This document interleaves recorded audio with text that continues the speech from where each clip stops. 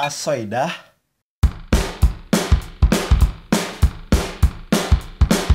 Dek, udah kau ini budak ini gue pacak ngeramal ngerawang cak itu. Kalau lah kau bantu kakak air-airin aku agak kusut pikiranmu. Ya mas, dipilih hatinya. Langsung ya, yang ini dek.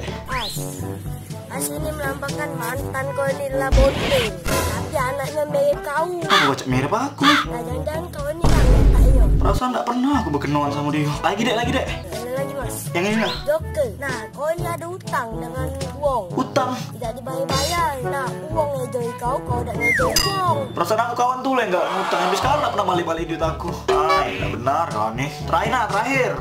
Yang ini. Cek ini melambangkan jomblo yang hati. Ya, ngomongnya mulai gak jelas, apa etok bulok kau nih. Ya sudah, jadi intinya cak mano aku nih. Nah, ingatlah pesan saya. Ingatlah pesan aku ya. Saya atau aku? Jola-jola people ini. Jangan galak membunting ke mantan. Jangan galak buntingin mantan. Cak, bener nih yang saran kau tuh bagusnya. Kena kola budak kecil aku. Bangsat kau. Guys, ini adalah kisah sedih di mana seorang bapak bertanya pada anaknya. Nak, menurut kau bapak ini cak mana? Cak tai lencong, Pak. Ya, itulah kisah sedihnya.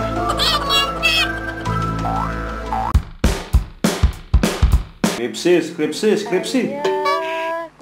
Ngapa mencari suara tikus beranak ini? Nah, jangan-jangan sering mau ini lagi dulu lah. Sadar-sadar Joni kalau suara dicempreng kenal pebobokan.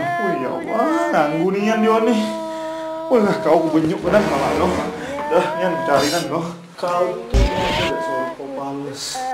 Wah, ngapa pula kau nih yuk. Dah, kemarin bermasker terbuat dari odol.